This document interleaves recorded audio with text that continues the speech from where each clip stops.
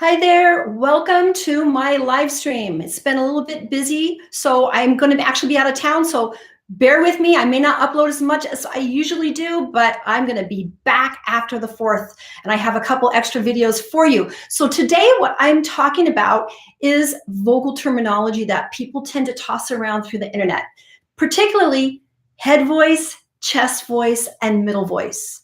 So these are terminology that has kind of started prior to the scientific era of medical discovery, because in Italy they have been teaching voice for hundreds of years before they knew anything about vocal anatomy. So we have this terminology: head voice, chest voice, mixed voice, middle voice. I'm singing in my mix, and I feel like this gets people really confused because I get questions all the time where people are saying, am I in my head voice? Am I in my middle voice? I don't know if I have enough chest voice. My chest voice is doing this. It's almost like people think they have three separate voices. We have a chest voice, we have a head voice, and then somehow we have this middle voice. But that is not how the voice works. The voice is basically two little strings like this. They go open and then they close, and then they open and they close. And the vocal cords are changing shape. They are stretching long and skinny for high notes and short and fat for low notes. And there's a little bit more variety that we end up doing. Sometimes if we're doing a more intense chest dominant sound, we are using the muscle called the thyroid arytenoid muscle, which is helping our vocal cords dig in more deeply and thickly. Then there is another muscle, cricothyroid muscle, which actually stretches out the vocal cords long. Okay, so when we sing a high note, our vocal cords are stretching longer. It's like a rubber band that we're stretching. The longer we pull out that rubber band, the more muscle it takes to hold the position of those vocal cords. And that's why high notes are really rough for people who don't have the breath energy to sustain that position. That's almost like a cliche in voice. We're going to feel the stretch. But again, we do not have nerve endings here. We're talking little tiny muscles that are probably like this long. But that is where the control center is of our voice. This is where it's all happening. So I see a lot of singers questioning themselves, or people even say, oh, Dimash is using falsetto. Well, it's not really falsetto. It's his high voice. And it's just like, I want to bang my head against the stake, because you have two vocal cords. That's it. There's no separate cords. We don't get to pull some out. Now, when it comes to some of the screaming and noise, we do have the false cords, and they're false cords. We have two strings. That's all we have. And they're going to make all these variations. So the main issue is not whether I'm in head voice or chest voice, but is this the quality that I want? Is this the quality of tone that services the needs of the song at this moment? Is this how I want to present my voice? Because basically, there is no such thing as pure chest. There's no such thing as pure head, because both muscle groups are going to be used. We're going to have the muscle group that brings the cords together, and we're going to have the muscle groups that changes the length. Those are the two muscle groups that the vocal cords, the primary ones. So really, it's just a combination of all those things. So don't overthink the names of head voice, chest voice. Those terms were created on how singers sense the vibrations.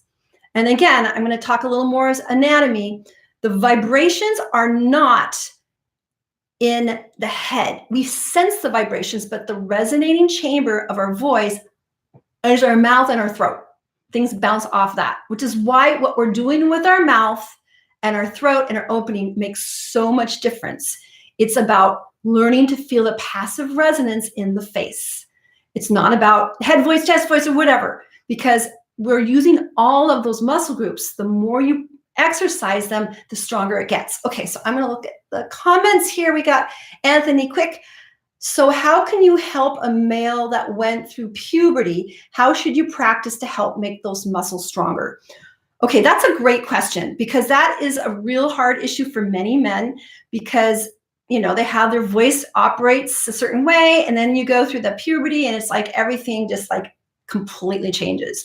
And I know a lot of people who stopped singing from that. I've known people who were voice sopranos. They sang in choir. Some of them were professional and they had this beautiful solo voice, and then their voice shifts and it's like they feel like they can't do anything.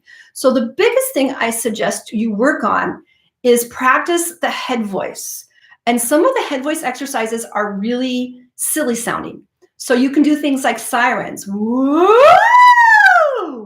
Or I think of like Scooby-Doo voices, fake ghosts, like woo, woo, stuff like that. I know these are really embarrassing sounds to make, but when you practice with that head voice, making those high sounds, basically your vocal cords are stretching.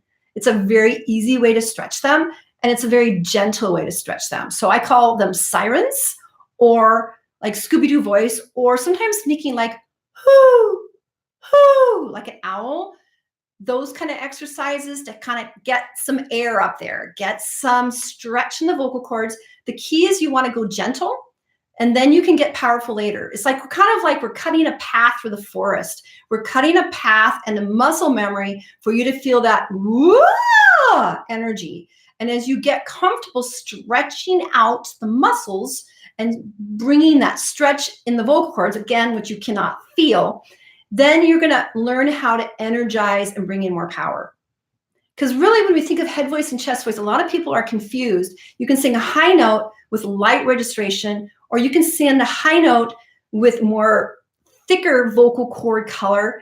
We're still using both muscle groups, okay? It's not one or the other. It's really about the blend of what we're trying to do. So hopefully that helps. Okay, Anthony, quick. I'm really interested with this topic and still working on my voice. I used to be a high soprano. I lost some of my range. Is there any way I can practice and get them to my high range? I would just think of working on the high voice as kind of like stretching out, like you're learning to stretch your toes. And you're trying to learn and lean a little bit further into stretching. So the way you work with range is we slowly go up and then down. So a great exercise would be something like a 5-note scale. E, and then E, and realize as you go higher, we need to use more breath energy, which is another topic, because the breath energy is that golden secret that a lot of people just don't get. They don't understand it, and we need to maximize our exhale, and that's what gives us the power. So we're coordinating the vocal cords, the breath, and then the resonating space. And that is pretty much it. So I have on my YouTube channel, I have tons of tutorials. In fact, I do have an exercise I did just for men, and it's called male high voice exercise or something like that. So you can go ahead and find that. And I have to go, but thank you for tuning in with me today. And I look forward to talking to you guys again. All right. So the struggle, one more question, dear Army. Mixed voice, which is feeling, is again using that breath. So it's really, the vocal cords are the function of the energy that's serving them. So it's kind of like a water wheel, okay? So as a water wheel, it's very passive, and the breath runs, or the water goes to the water wheel and makes it work. So what we're learning to do is using the breath energy to fuel what we want our vocal cords to do. So that's kind of the mechanics. I would go back to looking at the breath and listening to my breathing videos, which I have a lot. So listen to that and see if you can master that breath so you can really energize from down below. Then the vocal cords are usually gonna be easier to train. All right, guys, I will see you later. Thank you so much for checking in with me today, and I will talk to you soon. Okay, bye.